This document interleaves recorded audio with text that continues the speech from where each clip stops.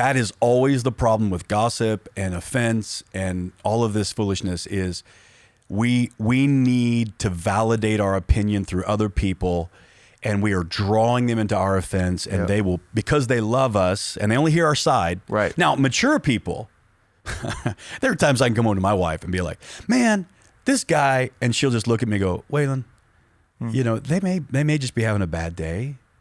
Or Waylon, and that's the strength. Now, and then sometimes, and I will say this, you know, part of the whole people fuel Townsend concept is, what do you need from me? Yeah.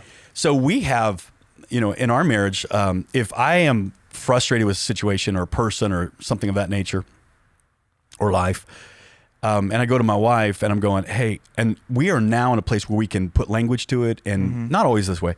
And go, hey, I just need to vent for a couple minutes. What I'm saying to her is, I don't need you to do anything. I don't need you to pick up this offense, because I'm gonna get over it.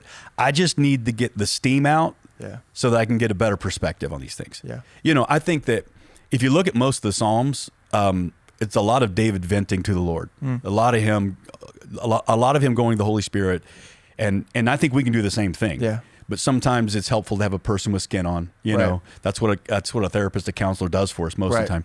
And to go, Dave, most of the Psalms are David just going, Holy Spirit, I need you to hold some space.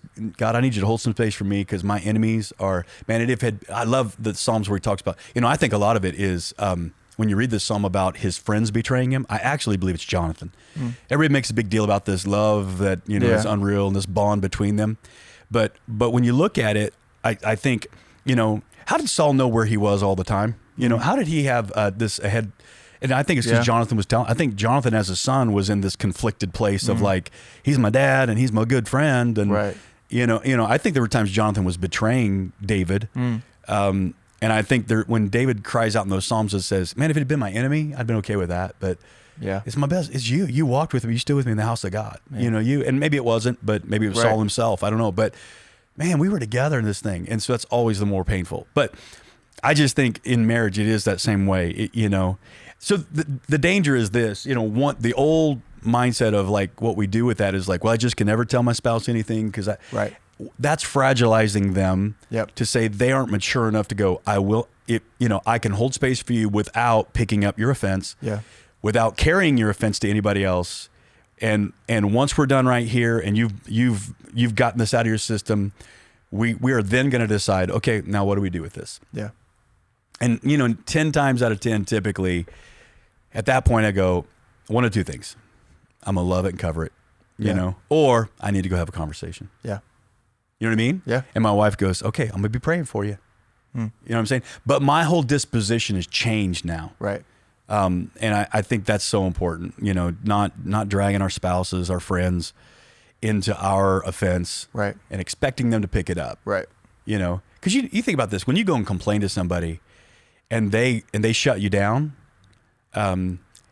like I think consciously we go like, oh, that's not somebody I can gripe to. I just need to find somebody else. Isn't that crazy that we like, because we're looking for somebody to agree with me. Right. We don't like that, but they might be doing the very right thing. Right.